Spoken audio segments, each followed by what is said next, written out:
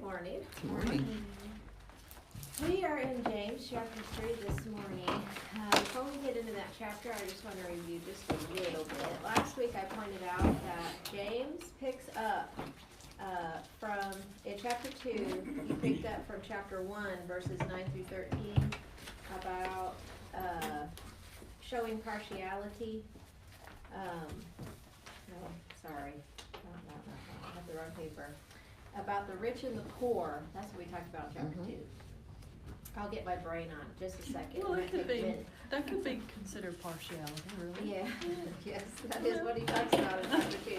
But he picks up from chapter 1, verses 9 through 13, when he introduces the idea of the rich and the poor. Okay, and then I think I might have failed to mention last week that he also picks up from chapter 1, verse 26, when he talks about if anyone thinks he is religious and does not bridle his tongue.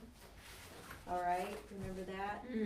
Oh, wait a minute, that's today. See, I still don't have my brain on. Hold on. Wait a minute, that's not what mine I'm says. confused. Yeah, me too. Okay, there was a late night last night. But that was James Too much 2, candy. 26, Too much if candy. anyone think that was in James 2. Yes, I know. Here's what I'm saying. I Okay, mean, third time, we should start over recording. Horrible. Okay, third time. Chapter 1, verses 9 through 13. He picked up in chapter 2 about the rich and the poor and showing partiality. Okay, got that. Now, also in chapter 1, verse 14, he talks about if someone says he has faith but does not have works, can that faith save him? And that was the second half of chapter 2 we talked about. So in chapter 1, verses 9 through 13, that's the rich and the poor. And that's what he talks about in chapter 2 at the beginning. And then in chapter 1, verse 14, works and faith, that's what he talks about in chapter 2, the last half. Right? That's not what my notes are saying. 2:14. 2:14. You have Did your I say chapters, one? yes, you Okay, have who else chapters. wants to teach the class? I'll go home right now. Was I saying 2? No, you're Yeah. saying One. chapter You're 1, saying but you one. meant It's chapter 2:14. 2. Okay, Faith and works. good. I'm so glad you know. What I'm talking about. Sorry. Got it. We I got you. have the wrong number in my notes, so that doesn't help me.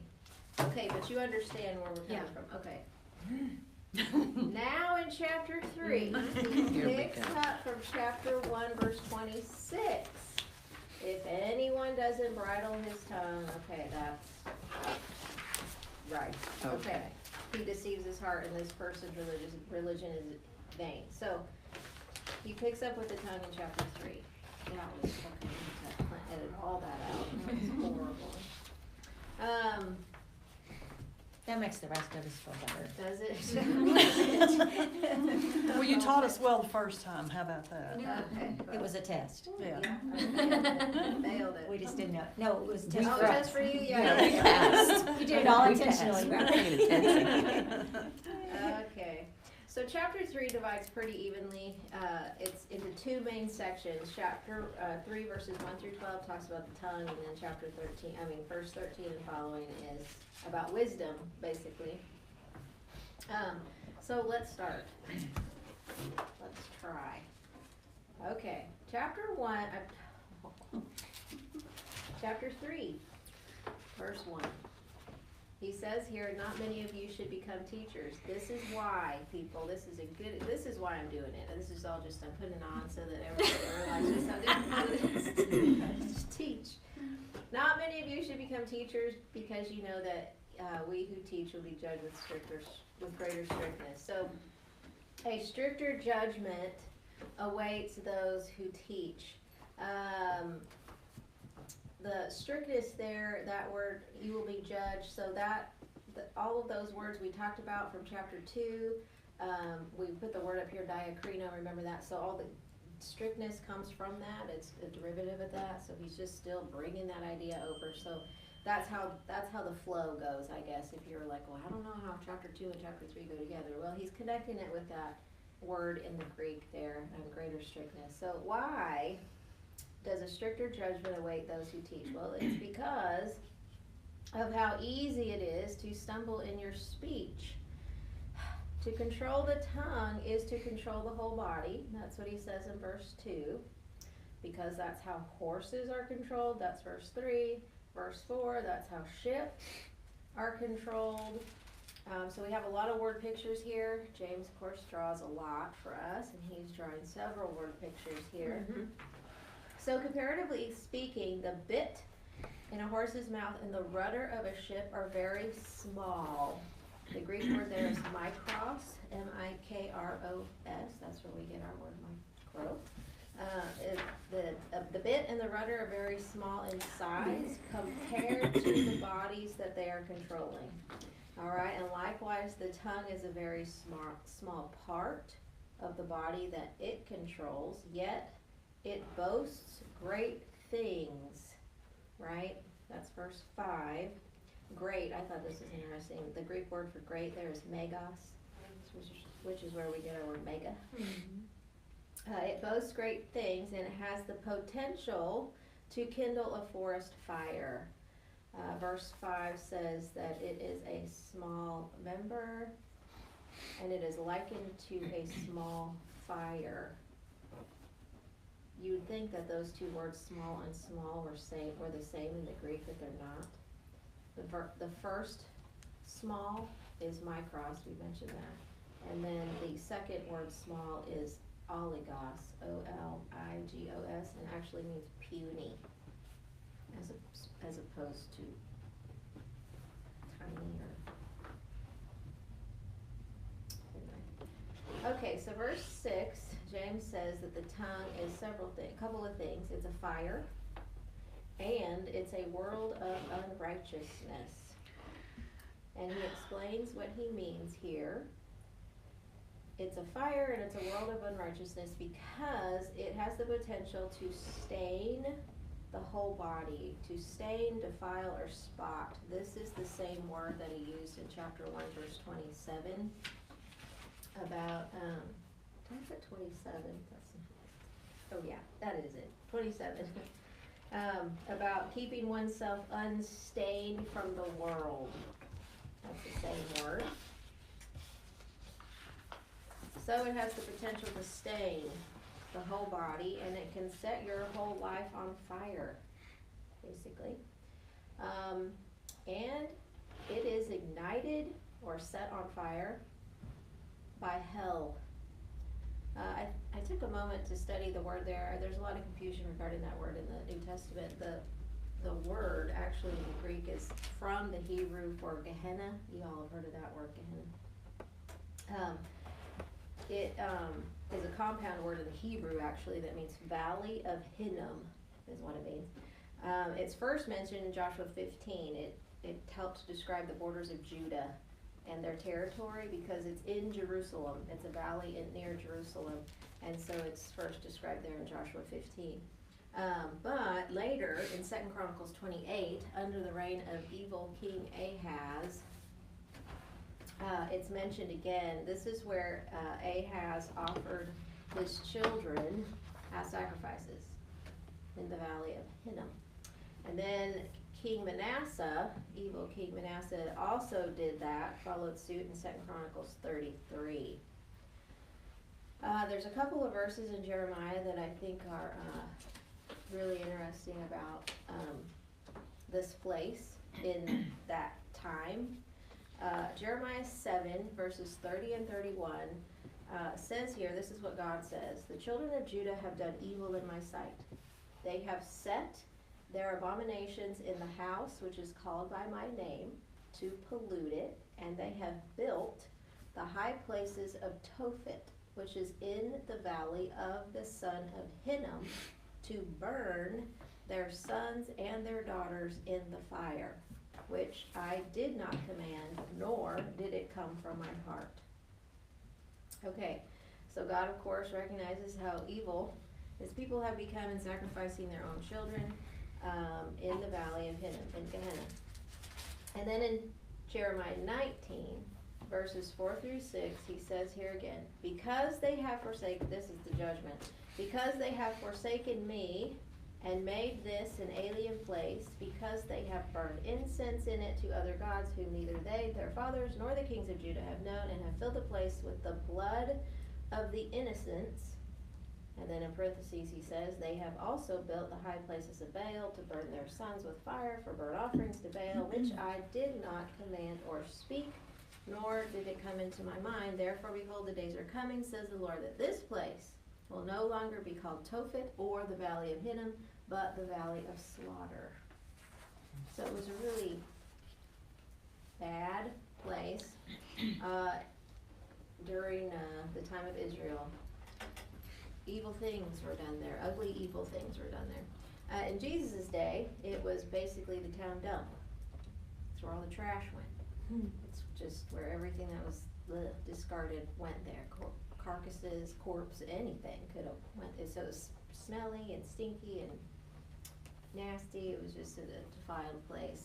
And Jesus uses that word, Gehenna, a lot in the New Testament when he teaches.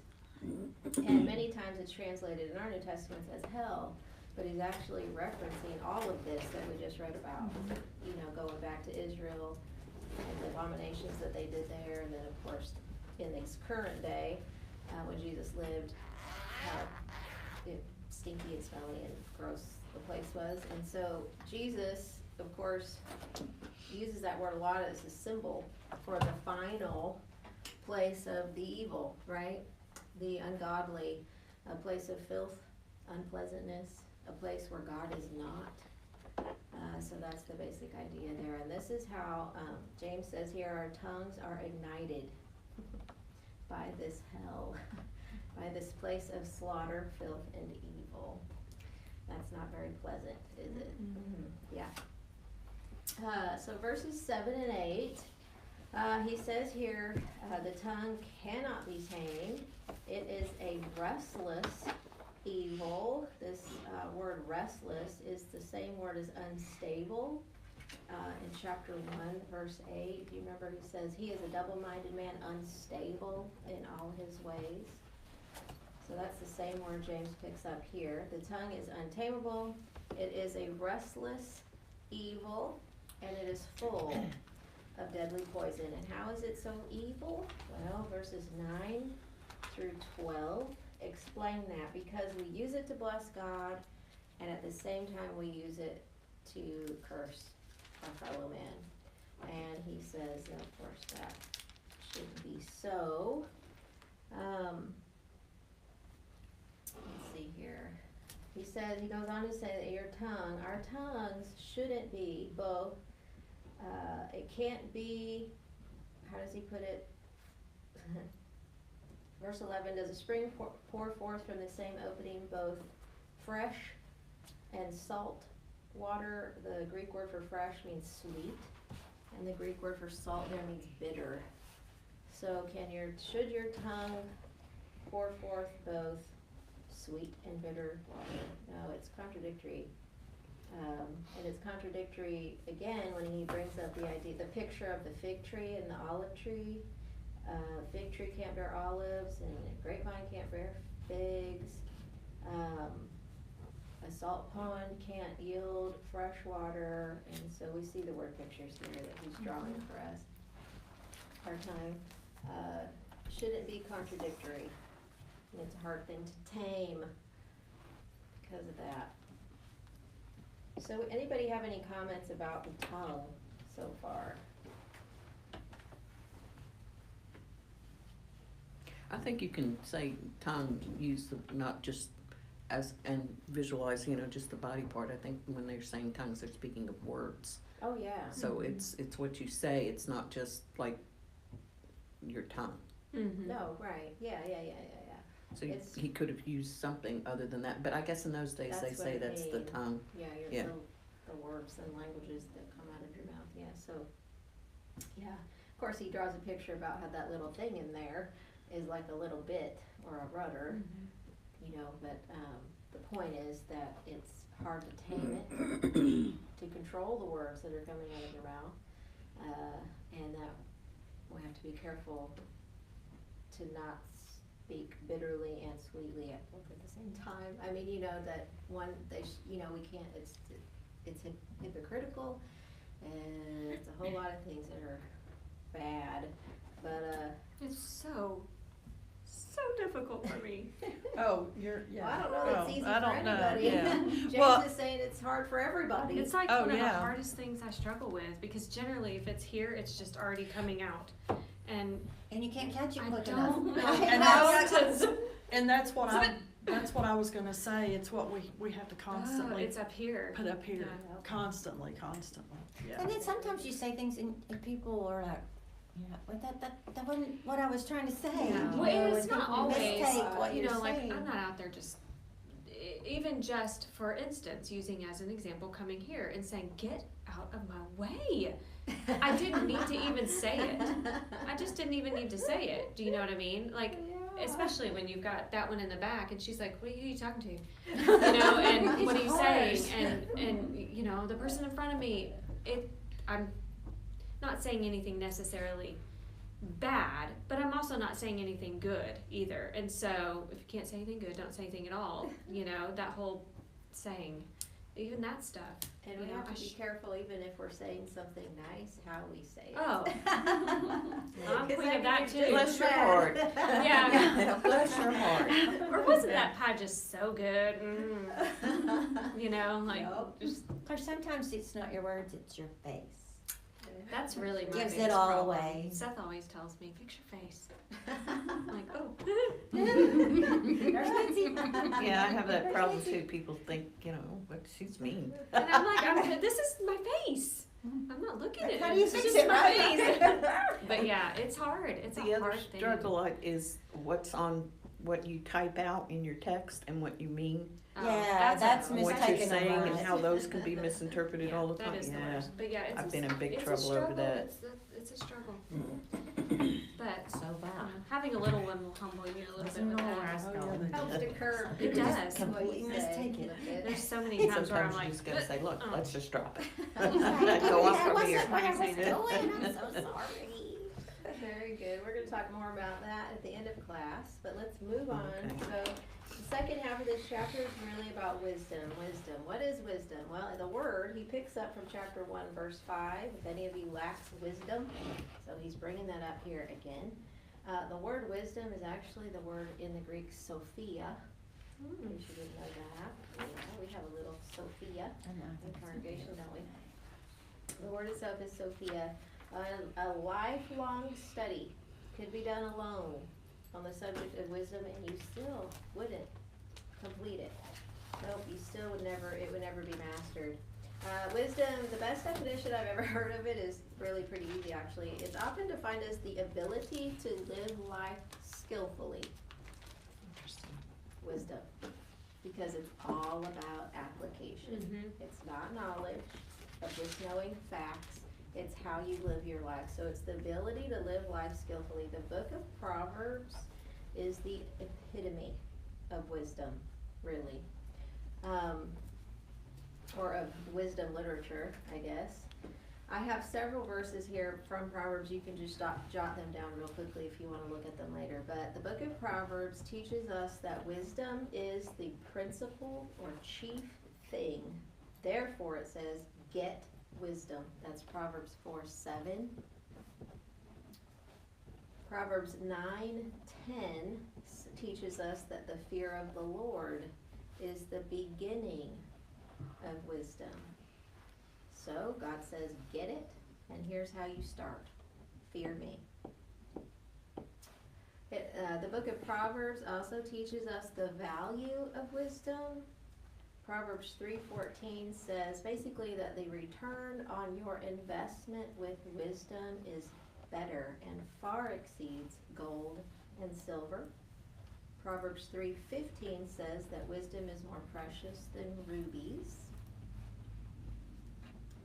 The book of Proverbs also teaches us how wisdom behaves. Proverbs 4:8 says that wisdom will promote you when you exalt her. She will bring you honor when you embrace her. Proverbs 4:8. Proverbs 8:6-7 says that wisdom speaks excellent and wise things. It is only full of truth. There is no error in wisdom. And then I would jot down Proverbs 9, just because that entire chapter really speaks a lot about wisdom, and I couldn't just pick one verse out of there. But the book of Proverbs teaches us a lot about what wisdom is and how to attain it and what it looks like. The book is full of those short little statements of, be careful, when you're angry, and when you say a harsh word, a soft word turns away wrath, and, things like that. So it teaches us really how to behave, which is what James is going on to say here.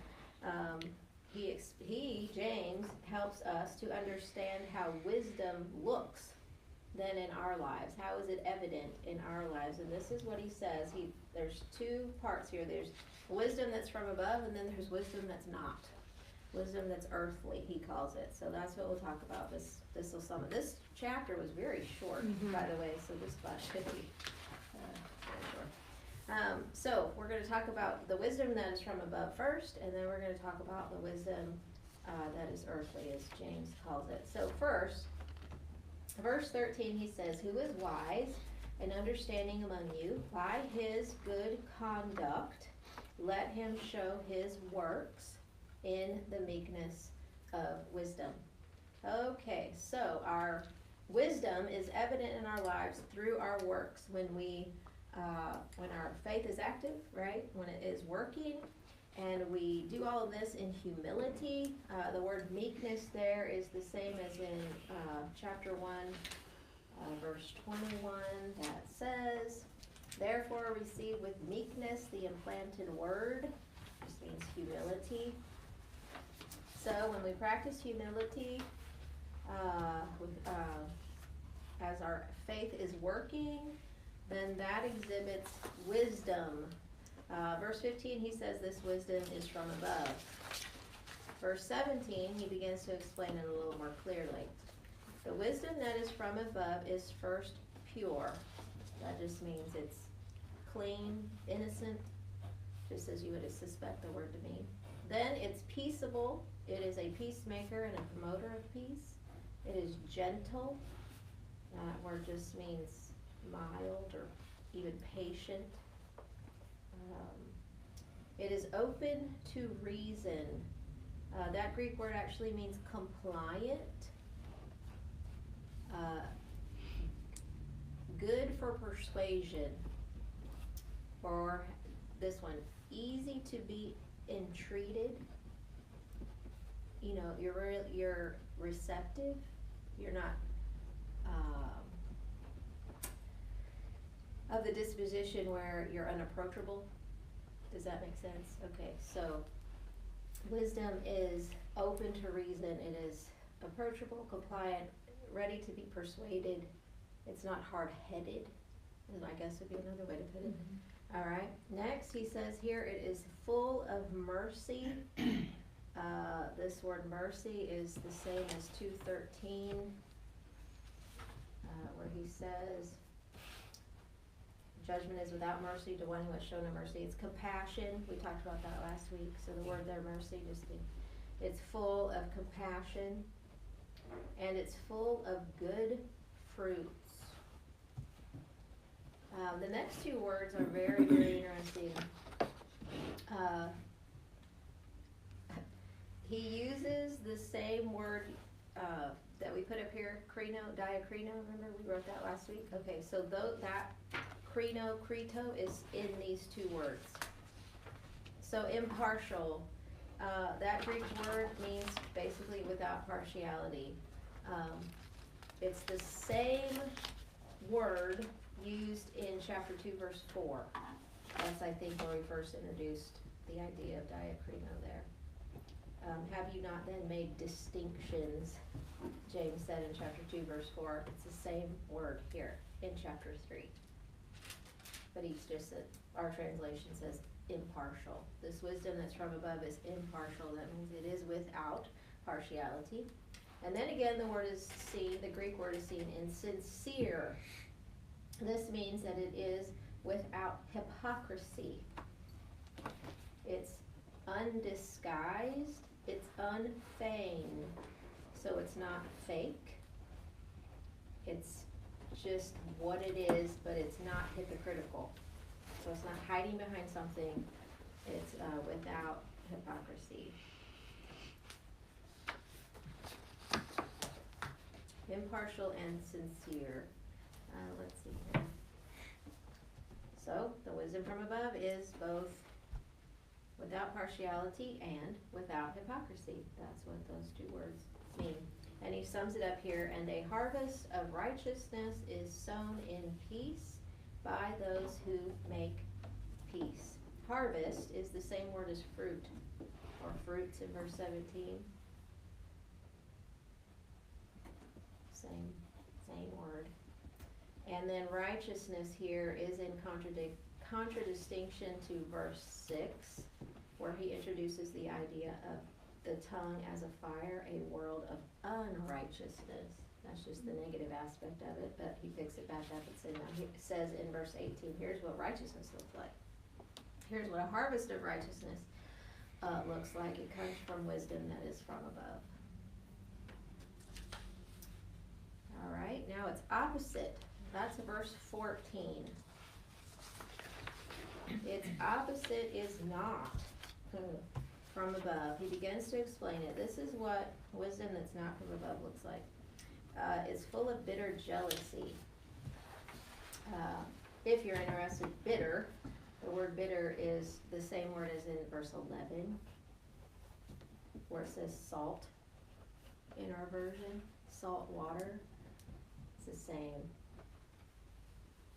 Salty jealousy, you could get to describe it like that, salty jealousy. And then the word jealous in the Greek is zealous. Z-E-L-O-S is what it is. That's where we get our word zealous. That's where we get our word zeal. Which means that it can be both a good or a bad thing. Because if you think, I have some scriptures here. So here's some good jealousy, okay? God is described as a jealous God.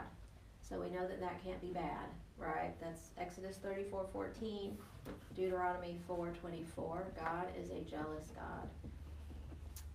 In 2 Corinthians 12 verse 2, Paul felt a divine jealousy for the Corinthian brethren.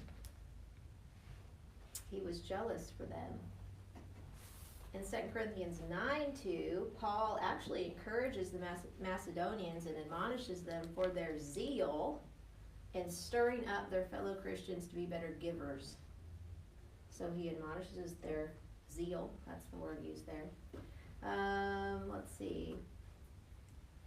In Titus 2:14, we are to be God's own special people, zealous for good works.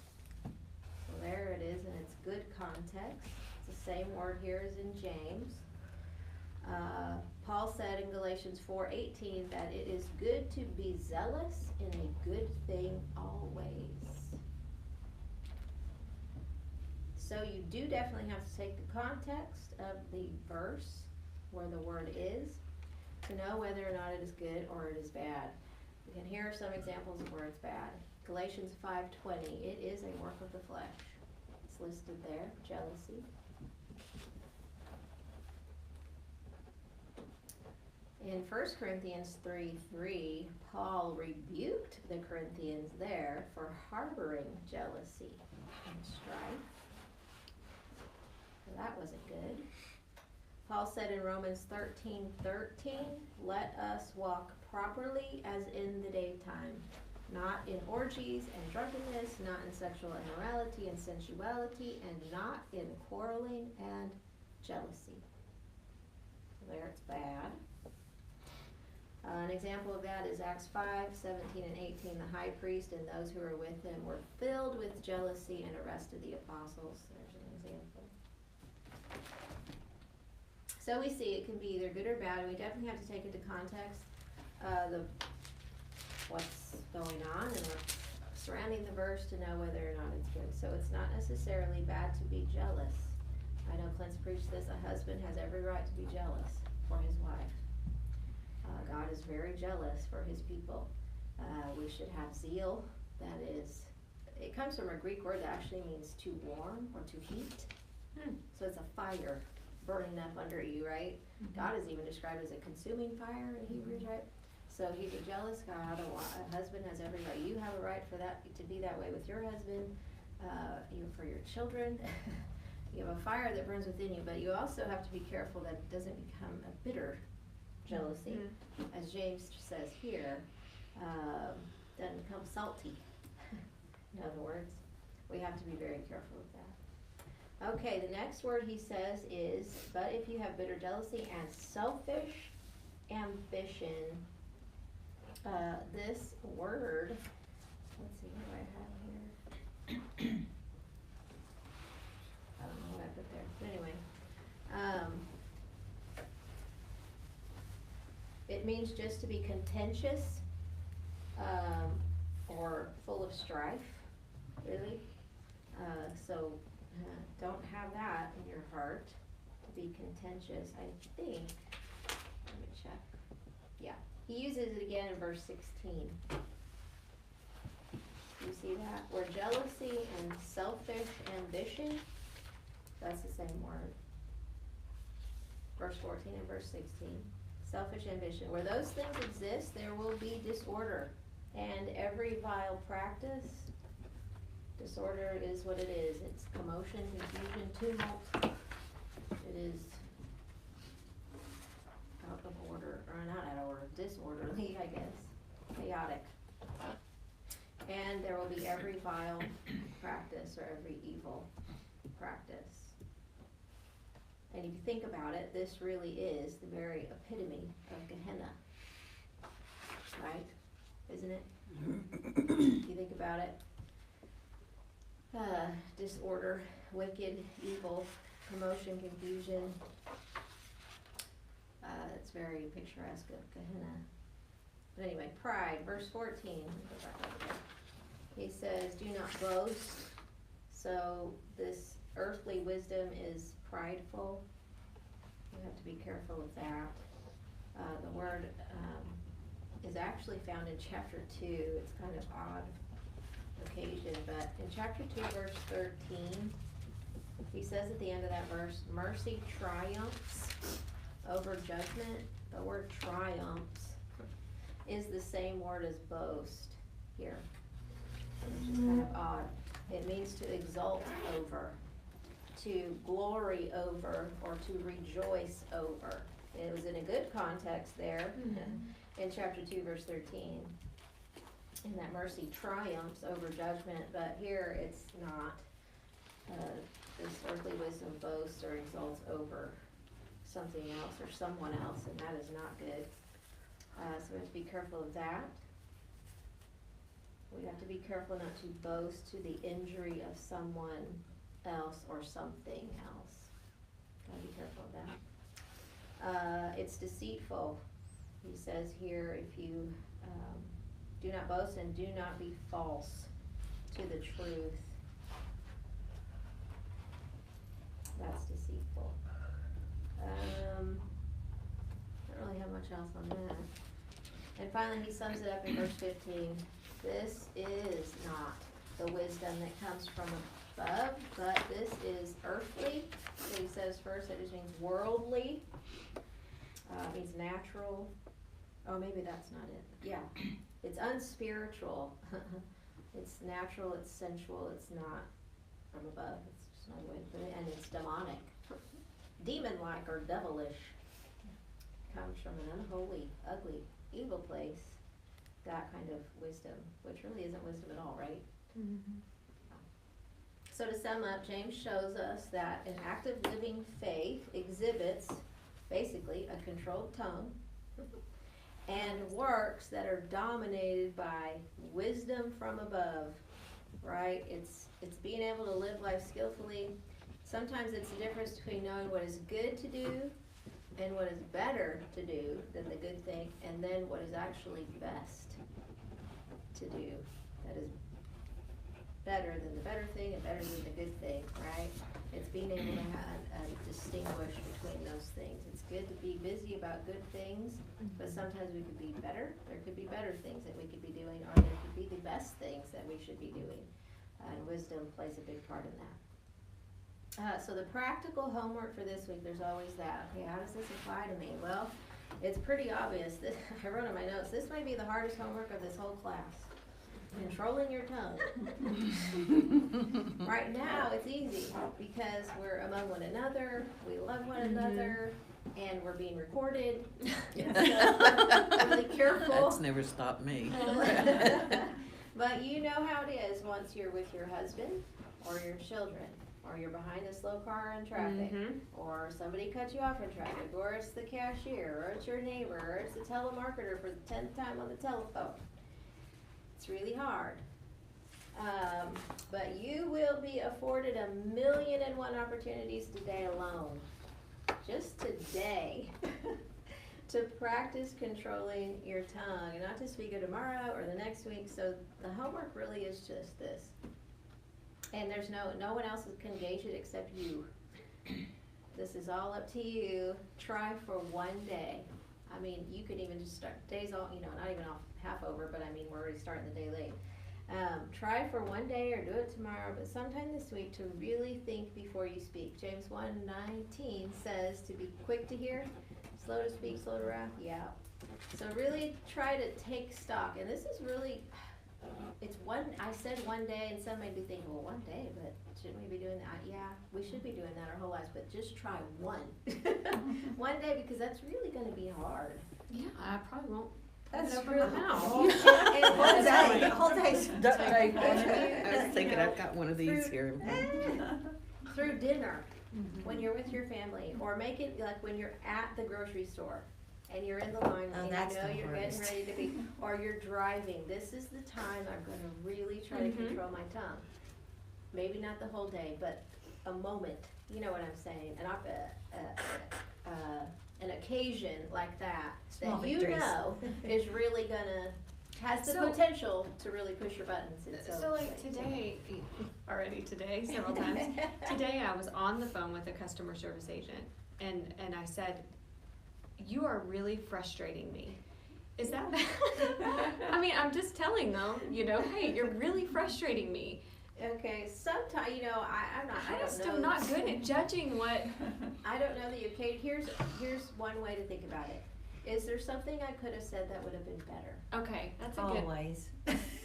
yeah, So well, yeah, before it it's comes always out, is. what is the better thing I can What's say? the better thing to say And then to you? what is the best thing that I can say? That's where it's Okay, like, no, that's okay. good. That's what I'm asking for. Like, how So- do I Yeah. was so angry and I could have said worse, but I just said, Yeah, listen, there's you're always- really yeah. frustrating. It's always easy to And I say think you're worse. I've got the perfect answer.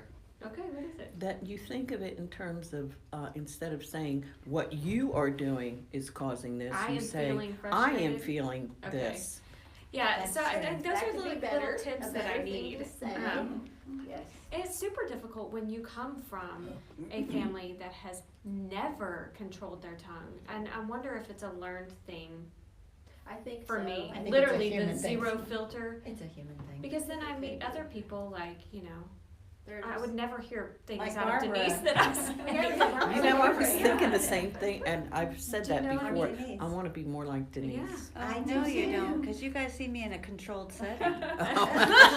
I mean, honestly, you. So I need these tips. I need to Wow. think, what can I say to I have lots of little mini conversations with myself throughout the I day. do too. A lot of times am I talking to myself. Like, what can I say to myself? Like, when I say count it all joy, some kind of little thing that I can say to myself when I'm about to have words exit my mouth. There have been times when I've called a customer service person, I'm gonna say, okay, I'm gonna tell you right now, I'm not happy. I'm not a happy camper right now, and it's not Apologize directed up at front. you, Yeah. but, Yeah, I just need some Yeah. sort of, Yeah. work for this company. yeah. I need some sort of a Trigger, trigger. I Some think sort safe that- word. If you think of, okay, What's the best way I can say thing, this? or what is Best the way? best way, even if you Okay. started with what's the better thing I can What's say. the better, yeah. Yeah, but what really is the goal is good. what And is it's the so best clear thing I can after say. That's good. that. Oh, yeah. After you have a bad conversation, like, I should have said, I should Oh, have yeah, done, I should've. should have I've done the thought. opposite. I say something nice, and you know what? I should have said this. No, you're Oh, right. no. Like, That's because you okay, have I'm more gonna try it. control. I'm gonna try it for the rest of the day. Oh, that was wrong. And I do wanna point out, so the homework is, we're talking about, controlling it and not saying the things that pop in our heads, right? But there's also the opposite that's true. What are things that you say that you wish you would say more often? Sure. That's another thing you can focus on this week or today or when you're with your family, or, you know, what are some things that you have said that you wish you would say more often? Building one another up, encouraging one another, okay. So it's not just about the negative, but it can definitely be about the positive here. What could I say more often that is good, Yeah. as opposed to what should I stop saying that, you know. So there's the positive aspect of it. I was wondering if anybody has, you know, people always say, oh, have a blessed day, and it becomes meaningless. And I don't like I saying love it it. because I'm afraid it's meaningless. I love it. Do you? I feel very blessed when I do that. Really? Yeah, and I'm like, oh, feels good. I need a lot of blessings. I know. But is there something else some other terminology that sounds more sincere, something different? So it's not just have a Have a blessed day, terrific have a blessed Tuesday. day, have a blessed day, you know? Marvelous Monday. Wonderful Wednesday. I mean, every day there's one. Mary. I don't know about that one. I don't know, I should think on that one. But we get That the falls idea. into the category of not saying anything ever. I'm just like, bye. I've said things like I'll say a prayer for you or something, and but I don't think of that often enough, and that usually people, oh, thank you. I have to think about Live the dream. Okay, so that's the practical homework. We get the idea. You be Not you. just the negative, You be that's you. the positive. It's gonna be worked on. Okay, now for the actual homework for chapter 4, it's gonna be a little different this week. We're not looking for a specific word to circle or highlight or anything like that. What I would like to do is, as you've noticed, as we've gone through chapters 2 and 3 so far, I've tried to show how James continues thoughts or picks up words from previous chapters and brings them out into this new chapter that we're reading. And so in chapter 4, as you read through it, now you just have your English version there, which is fine. If you want to journey into some Greek, fine too. But as you're reading through your English version, chapter 4, go ahead and highlight, underline, circle, whatever you want to do there. Any words or thoughts or ideas that James is talking about in chapter 4 that he's already mentioned in the first 3 chapters. Does that make sense? Okay, very good. So about the word, we mentioned in this class several of them, like, let me think of one. Stain, verse 6, the tongue has the ability to stain our whole bodies, to defile our whole bodies, and how he used that in chapter 1, verse 27, where he says to be unspotted from the world. This is gonna be hard for me. You should have to read 1 through 3 again. So yeah, if you review, just go quickly through, or not, you don't have to do it quickly, but to go through chapters 1 through 3, and then, but if you've been reading chapter 4, you might be surprised at what pops up. Oh, didn't James say something about that already, or, you know, you might be surprised. Anyway, so that, I would do that. That's the homework, actually, for chapter 4. Next week. Okay, that's all I 4:7. have. I think if you resist the devil and he will flee from you. That's something that should be your favorite verse, because you're always saying something about the devil. It's always after me. That's after me. He's after all of us. I will, this is a penny quote. Resist the devil and he will flee from you. And I say that, but now I say count. I don't know how many times I've said that. You say it all the time. Griffin said it to me the I other day. even told it to someone yesterday. Like, well, you know what James says. Oh, I just think it was so funny. You said, oh, Betty, where's your husband? He said, Because, "Home you know, with we the devil." can get so I'm like, okay. complaining All right, about then. how much rain we've had when we have needed it Oh, I so know. Yeah. badly, you know, and then you catch yourself saying, why is everything still so wet? You know, and that is like, what are you doing? Zip it. I just said, Lord, we've had enough for a couple of days. Hold on for a couple of I'm days. so grateful. I find myself, actually, maybe because I sit in front of it a lot, but with Fred sitting there and sitting watching TV, and he watches the news, and the political commercials and everything, and my mouth just goes 10 miles an hour. Listen to that stupid guy. What? That's so stupid. Even watching something like Jeopardy. It's like, that was a stupid answer. Didn't they read the question? And I think that's going to be the hardest thing, is not talking to the TV. Wonderful. Fred may ask you what's wrong. Yeah, you probably will. Are you You're awfully nice tonight. What's wrong with you? That's a good example. Yeah. Great practice, because it's just the TV, but it's about, like you were Fred telling hears us, what this. is in here, and really what is the opinion. But there is a lot of stupid stuff Fred- on TV, Fred so hears. it's good that you recognize that too. Well, and Fred has called me on it before. He said, "What would God think of you saying that?" Well, what? Oh, Oh. You're right. I was ready to tell him, who are you to tell? And I'd be like, oh, that's just that. He's a good husband. He is. He's the right one for you, Mary. He knew what button to push for me though, right? So funny. Okay, well, I'll close this in a prayer if that's okay. Let's pray together. Our Heavenly Father, we're grateful that you love us and have given us your word. Thank you so much for the beauty of holiness that you call us to. Thank you, Father, for Christ, who has made life in him possible and who has given to us every spiritual gift. Father, please help us to be better controllers of our tongues. Help us this day, this week, the very next hour. Help us, Father, to think of the best things that we could say and to really meditate upon your word and the truths that are in it, and to develop wisdom, to read your words so that we know what it looks like, and to strive to practice that as much as we can. We know, God, that you give us ample opportunities. Help us to use them wisely. Father, thank you for each woman that's represented, and their family that's represented here. Father, may you please bless them as they go about their day. Father, thank you for this time, and for Jesus most of all, we pray all of these things in his holy name. Amen. Okay, so your prayer really,